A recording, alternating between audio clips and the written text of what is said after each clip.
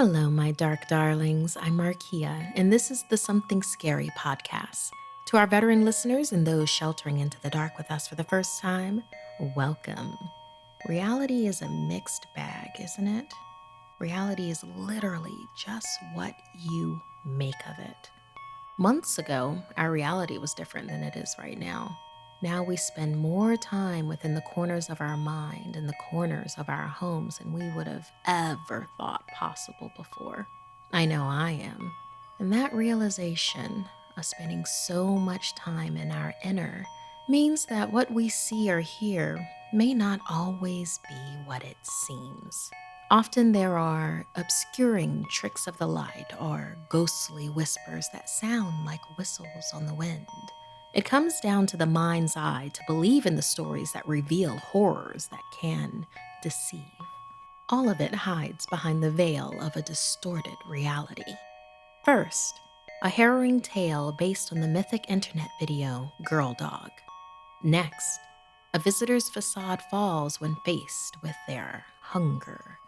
After that, a letter for the lady in the frame, and a new tale of a demon on the wall. And finally, a message from beyond demands your attention. I receive hundreds of creepy story submissions every single week. As always, the first story you hear is one that we've chosen to animate and post over at youtube.com/snarled. Then I read a few more stories for the podcast. If you have a tale you're dying to share, send me an email at somethingscary@snarled.com. And if you'd like to support Something Scary, consider joining our Patreon. As a patron, you can help the show and also be a part of it. Hear your name featured in a story on the podcast, our weekly video, and see ad-free episodes. For more information, visit patreon.com/snarled. So, want to hear something scary? Dog Girl. Have you seen the video of the mysterious dog girl? The found footage clip went viral and also inspired this tale of a mysterious new cryptid. One night, Regina slept over at her cousin Tiff's while her aunt and uncle were on an overnight work trip. The girls made a blanket fort in Tiff's living room and stayed up late to tell each other spooky stories. Tiff's family had only recently moved into the house, but she was anxious to tell her cousin a story about her new home. Apparently, 10 years ago, the first owners of this house claimed their young daughter Ella had gone missing, began Tiff. They were in the living room, watching TV, when they heard their daughter's screams from the bathroom. There was scratching and whimpering coming from behind the door. The father shouted Ella's name, but there was no response. When the dad managed to kick down the bathroom door, they nearly fainted at what they saw. The floor and walls were covered in blood. Scratches covered the shower curtain, and in the bathtub, the water was stained with blood. But Ella was gone. The room was empty, door locked. But the light of the full moon shone through the window that something had crashed through from the outside. The lack of evidence led the police around in circles, but the girl was never found. Sometime later, a neighbor went out to feed their dog and found another dog hogging the bowl. But it was a weird dog, hairless all over, long black hair on its head. It looked like a human girl, but it had a snout and jaw like a dog. Snarling, it turned and ran off on all fours. Other neighbors saw the dog girl too, and even recorded footage that made it onto the news. The police made a DNA match on a piece of hair it left behind. The dog girl was Ella. It turns out that after she'd somehow been transformed into this wild thing, she tried to go back home, but her parents couldn't handle her and tried to abandon her in the wild. When they were caught neglecting her, the dad committed suicide, and the mom was locked away for abandoning their child. What happened to Ella? Regina asked. They didn't know what to do with her either. She was half child, half dog, Tiff continued. They say she was taken into a lab or sanctuary, but before they could figure out what to do, she got loose. And people still see her wandering the streets to this day. A sudden growl and barking surrounded the tent, and Regina jumped out and onto the couch to see a video of a barking dog on the living room TV. Tiff rolled on the ground with laughter. Regina stormed out of the room and huffed that she was going to go brush her teeth. As Tiff was catching her breath, she suddenly heard scratching and tapping on the tile in the front hall. "Regina, I thought you went to the bathroom." Tiff peered into the darkened hallway and saw a figure in the dark, sniffing around on all fours like a dog. The scratching intensified. "Hey, Regina, sorry about the joke, but can you stop that?" At the sound of her voice, Tiff watched as the figure froze, focused on her, and started to growl low in its throat, then began approaching her on its hands and feet. "Regina," Tiff whimpered, feeling the cold draft blow in through the now open front door. As the shape stalked closer, Tiff realized it wasn't Regina at all. Out of the dark emerged a large, pale snout with snarling fangs and a head of long, tangled black hair. Its human-like eyes locked with Tiff's as the beast's shuddering jaw growled and dripped foam, steam panting off its breath. Its claws tapped and scratched on the tile. The claws were attached to limbs resembling human hands and feet. It agilely crept closer. "Ella?" Regina would never forget the unearthly snarling, tearing, and screaming she heard from the hall as she came out of the bathroom, hands still wet from the sink. She had no way to explain to Tiff's parents or authorities the trail of blood and evidence of struggle that had been dragged through the front door. When Tiff's mangled remains were found, her death had been ruled as an animal attack. But deep down, Regina knew Ella had come home.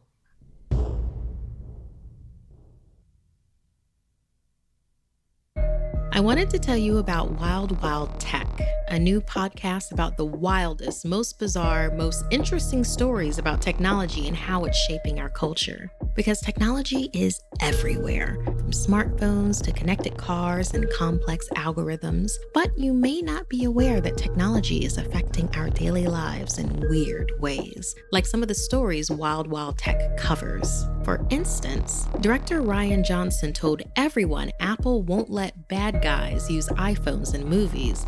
But did you know Apple changed the way their products look just to make them more appealing in movies? Disney Plus censored Daryl Hannah's butt in Splash to make it somewhat look like she's wearing hairy shorts, and that's not the first confusing censoring Disney has done. Two musicians created an AI that's producing 300,000 melodies per second and releasing them into the public domain to destroy music copyright law. On Wild Wild Tech, they'll bring you each topic through the voice of experts who know all about the hidden world of technology and real people who are having their lives changed in strange ways by the digital world. Wild Wild Tech brings you stories about your favorite tech companies and products that you won't believe are real. At the end of the episode, you'll hear a short clip of Wild Wild Tech, and you can subscribe to the show if you like what you hear. Listen and subscribe to Wild Wild Tech on Apple Podcasts, Spotify, or wherever you're listening now. You can also find a link in the episode notes that will take you right to the show.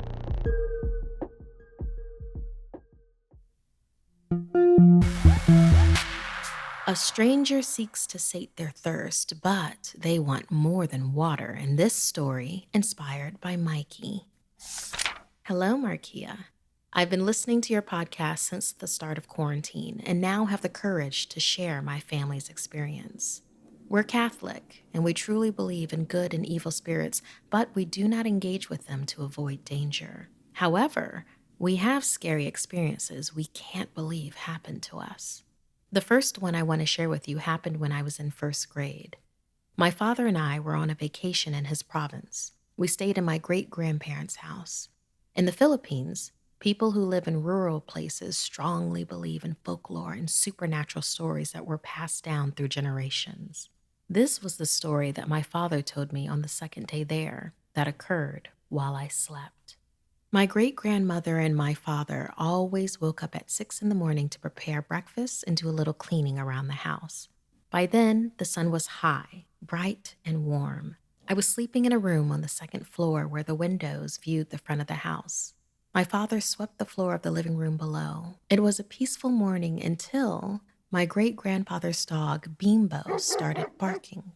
My father said he peeked through the old Jalowsi windows only to see Bimbo and the other dog, Brownie, growling. There stood a young man, completely still, who stared at the second-floor windows of the house, the windows of the room I slept in. My father asked my Lola, great-grandmother, if she was expecting company, that he saw a young visitor standing outside. My Lola peeked through the old Jalousie windows and, according to my father, didn't look happy to see the man. She told him to stay inside and make sure everything was squeaky clean in the living room. My father finished cleaning and then peeked through the windows again. He saw my great-grandmother open the gate for the young man and lead him towards the living room. She and the young man sat on the wooden chairs, but while great-grandmother looked calm, the young man looked restless.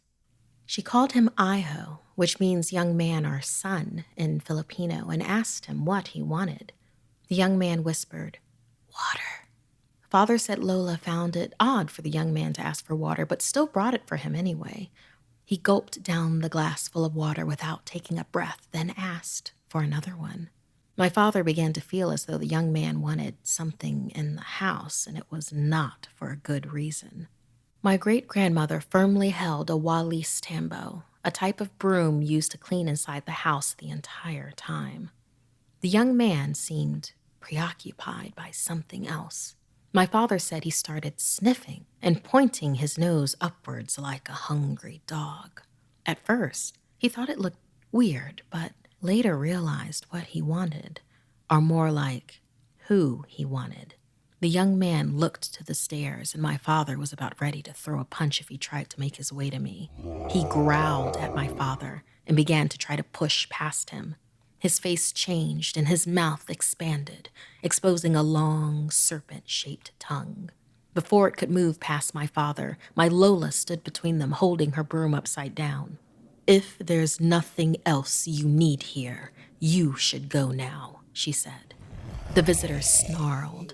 He looked terrified and stared at the walis tambo that seemed to ward him away from attempting to go up the stairs. She opened the door, and the visitor growled again and jumped out, running towards the front gate into the woods. "What was that thing?" my father asked. My Lola placed the broom on her porch and let it rest upside down. "It was an aswang, thirsting for the young blood of our first great-grandson. I wasn't sure at first, but we needed to know for sure to properly ward it and protect Mikee." My great-grandmother told my father that the aswang needed the life of a firstborn grandson to live. It thirsted for my life. They got to work and collected more brooms to place all around the property to keep me safe until the aswang moved along. When I woke up that morning, Father thought it best to tell me the story so I wouldn't go far past the property. They found out it moved along after the body of a different body was claimed by a nearby river. My father brought me back home right after that. Thank you, Mikee, for sharing your experience with us. That is terrifying. For those that aren't familiar with the aswang, it's shape-shifting evil spirits in Filipino folklore. Think witches, werebeast, ghouls, vampires, such as this entity that wanted to suck the life out of Mikee when they were younger. And for those that don't believe in the aswang, isn't it interesting how so many different cultures can have the same types of ghouls and spirits and beasts, and they're just known by different names? But how about stories that your loved ones have about you? Are there any spirits that they have protected you from? Ask them. You might learn something horrifyingly true.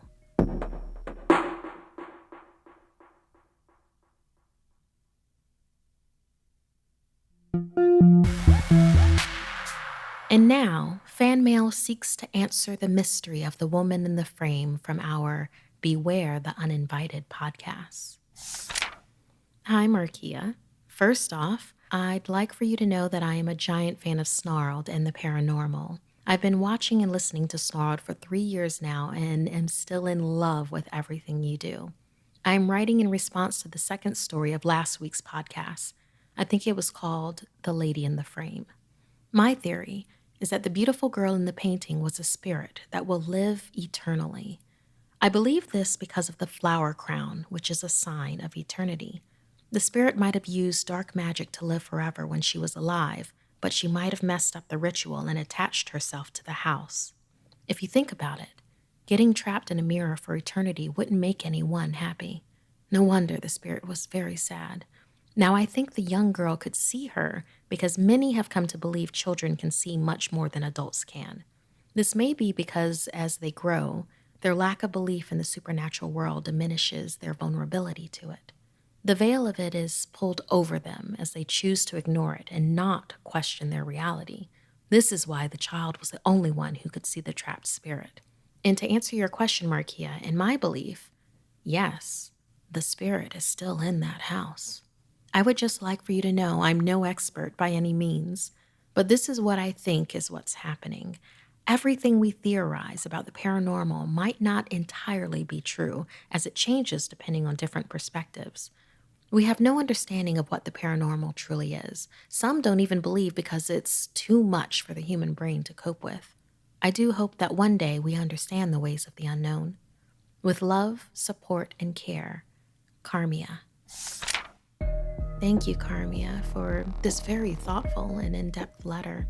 I do enjoy your take of it, and it is a possibility, something that we explore in movies and in stories is the very humanness of what we do. And by that, I mean there's a number of people that would want to live forever, and if they found something such as a ritual that would bind their spirit to something to have them live forever, and yes, I guess in a way I'm looking at Voldemort here. I'm sorry, he who shall not be named. There are people out there that would make something like that of themselves. So who's to say that this woman, this lady in the frame, did not do this same exact thing? I guess the only way that we could really find out is if anybody wants to volunteer to go to the house and give a thorough examination of it. Which reminds me of this story based on the true experience of another restless spirit on a wall, inspired by Srushti. The dark is a habitat for unseen and negative forces who hide away during the day and stalk the environment at night. They are everywhere and are constantly watching us, not wanting to be seen. However, some can leave clues that drag our attention to their presence. I have been a victim of a couple of supernatural experiences in my early childhood. They didn't involve me being attacked or thrown on the floor. No, these involve me seeing and hearing things that others cannot. My name is Srushti. I'm 14 years old, and this is what I've experienced. There was this apartment that my family had lived in. There were no cult sites nearby, and it was a peaceful place. I was 3 years old when my dad had to go to Singapore for a business trip, leaving just me and my mom alone in the apartment for 2 weeks. One thing I must mention is that my family is very incredibly spiritual.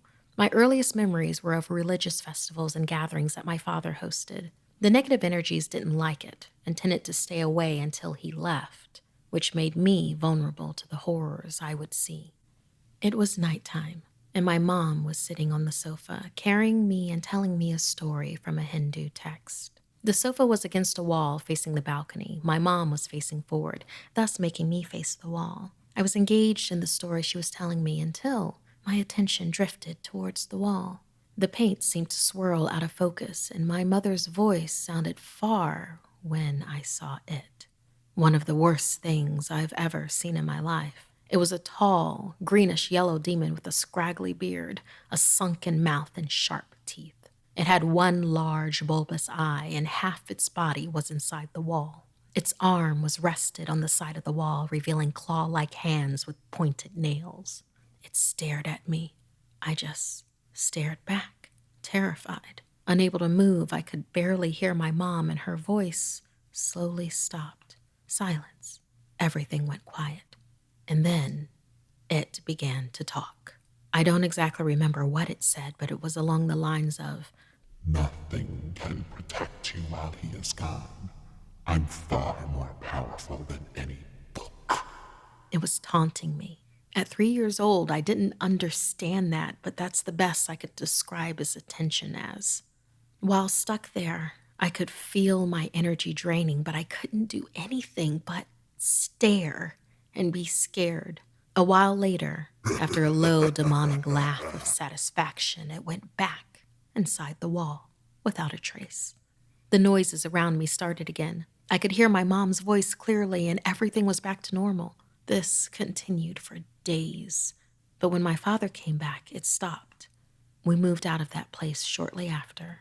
I didn't speak of this incident until a few months ago after I got a weird memory of the apartment we had lived in and the monster I had seen. I told my mom everything, and after analyzing the situation, we think we know why this happened. The entity knew that my family's energy was strongest when we were all together. It waited to strike when there were only two of us. My mother confessed she felt the chilling presence of something cold behind her while she read, but didn't see anything but my expressionless face. I didn't respond to her, so she read and prayed every night I was visited. The negative entities tried to make itself seem more powerful while my dad was gone. Since I was only 3, I was an easy target for them to scare and control. I know that these types of things exist in the world because I have seen it with my own eyes, heard it, and had my senses controlled by it. This is why I know to be careful around certain sketchy places and people. I don't know how long the demon was in there, but I'm glad that I never saw it again. If you are listening to this, and if you are experiencing things like this, then please remember this message. Spiritually cleanse your home regularly and fight those forces back.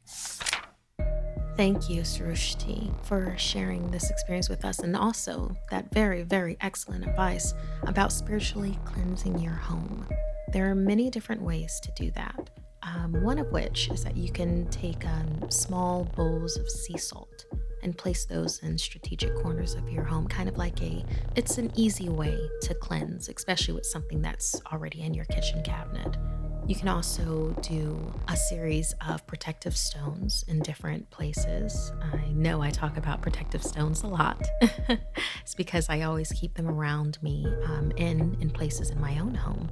Along with that, there are candles that you can light. You can also light Palo Santo, which is a type of wood that you can pick up in a number of different places, not just in crystal shops. Something to keep in mind with cleansing crystals and candles and sage and the whatnot is that all of this does not have to cost you a lot of money.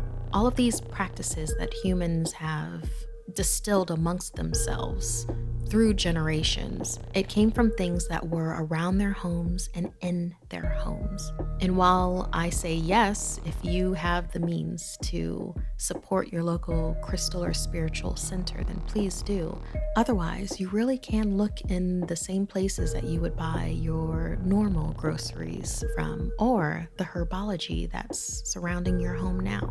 So for those of you out there, do you have your methods of spiritually cleansing your home to protect from any experiences, but especially experiences such as the demon in the wall or the lady in the frame? I am extremely curious and would love for you to share that with us. So let us know. SomethingScary@snarled.com.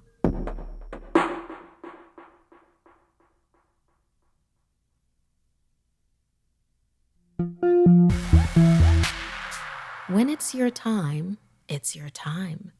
Death is never late and does not like early arrivals, like in this story, inspired by Deanna. Koya Yoshino stood at the bus stop, waiting for the next one to arrive. He was on his way home and beyond tired. All he wanted was to rest after dealing with tedious office hours and being overworked. So overworked, he missed the early bus home. It was raining, and he forgot his umbrella. Where is my mind? He wondered. He shielded his face with his arm, which prevented him from noticing a large SUV speeding down the street with no sign of slowing down. Just as he was about to step onto the road, he felt a hand on his shoulder pull him back. He uncovered his face, and in front of him was a woman holding a red umbrella. She turned to Koya with a smile. He thanked her profusely before she could speak. "You're welcome. I was here to save you from a devastating accident. "It's not your time," she replied cryptically. Before he could ask what she meant, she gave another smile and walked across the street. Another car rushed between them with the woman vanished from sight. Koya was shocked. She didn't get hit by the car. He reasoned it was impossible she could have gone anywhere else that fast. His mind was probably just playing tricks on him, he figured, as the bus home finally pulled to its stop. She'd said it wasn't his time. What did she mean by that? He tried to push the thoughts into the deepest parts in his mind and forgot about the experience for a few months.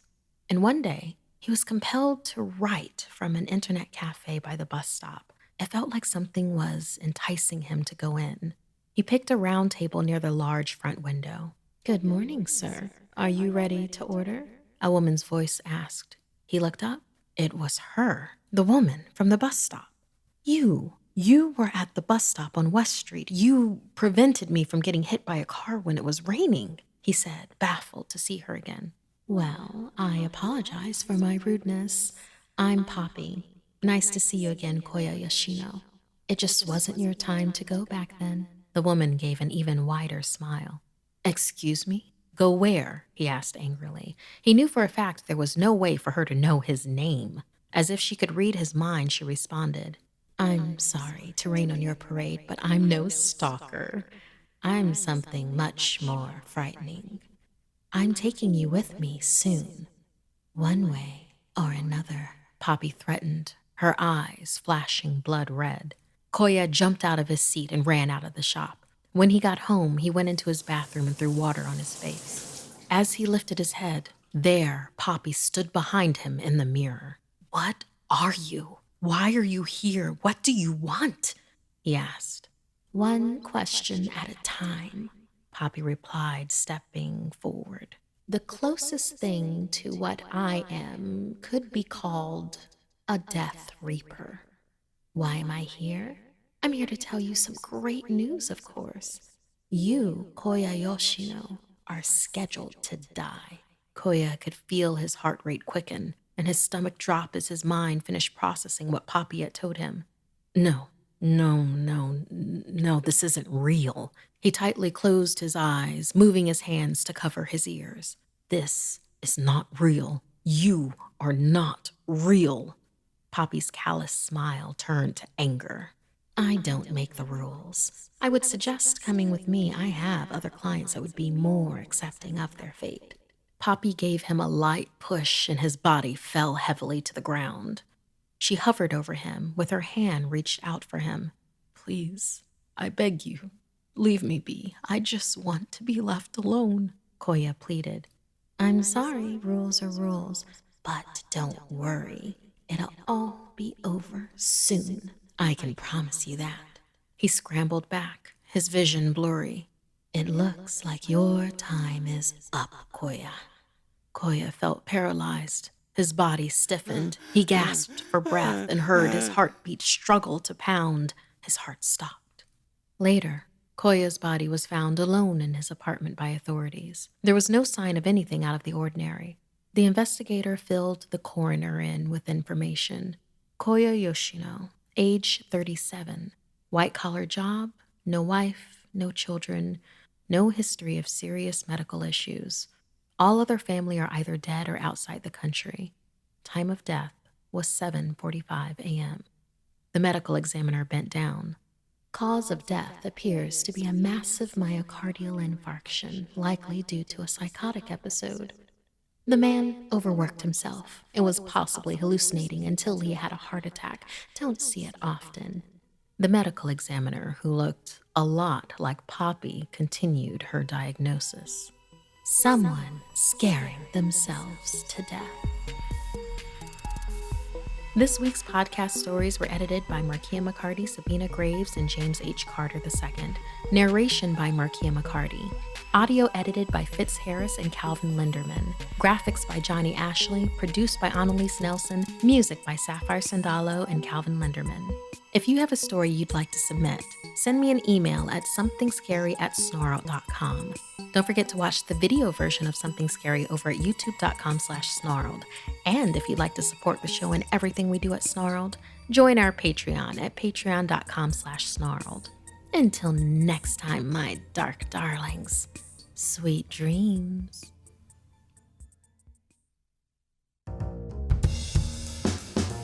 Would you be surprised if scientists are learning how to fight COVID-19 from World of Warcraft? As soon as you see that bolt go out, as soon as the person gets diseased, they have to run away from the group really fast. What if I told you that I could spoil almost any movie based on who uses an iPhone? The first guideline is that the user is a good guy. It says that just very specifically. Or that the cute Animal Crossing virtual world has turned into a capitalist nightmare that people are spending tons of real money on. Like, I took literally all the money I had, put it in the stock market, and then went on Twitter and like typed in turnips and then refreshed over and over again until I found a good island price that I could do it. Did you know that Disney apparently has a preoccupation with butts? I'm fine with butts, pretty pro butt in general. I'm really struggling to develop a strong opinion about butts for you, and I don't have one.